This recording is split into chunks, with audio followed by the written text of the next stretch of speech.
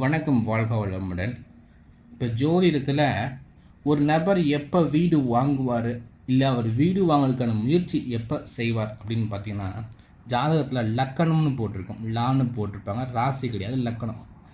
இந்த லக்கணத்துலேருந்து 1, 2, 3, 4 இதுதான் வீடு, சொத்து இதற்கான பாவகம்.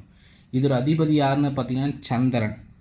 இந்த சந்திரன் தசையோ அல்லது புத்தியோ நடத்தும் பொழுது கண்டிப்பாக அவங்க வீடு வாங்குறதுக்கு முயற்சி பண்ணுவாங்க.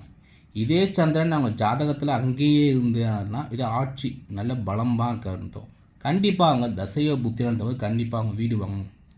அப்படி இல்லைன்னா டிரான்சிட் கோச்சாரத்தில் குரு பயிற்சி அப்போ குரு கடகத்துக்கு வந்தார்னா, இல்லை இந்த கடகராசியை அவர் பார்த்தாருன்னா, அங்கே சந்திரன் இருந்தாவோ அந்த வீட்டை பார்த்தாவோ கண்டிப்பாக அவங்க வீடு வாங்கிறதுக்கான முயற்சி கண்டிப்பாக செய்வாங்க.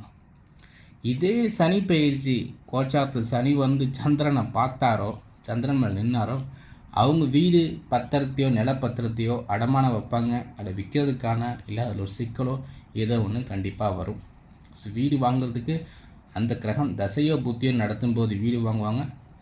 அந்த பாவத்து மேலே கோச்சாருக்கு ஒரு பார்வையோ இல்லை அவர் அது மேலே வரும்பொழுது கண்டிப்பாக வீடு வாங்குறதுக்கான அதன் முயற்சி கண்டிப்பாக எடுப்பாங்க. நன்றி, வாழ்க வளமுடன்.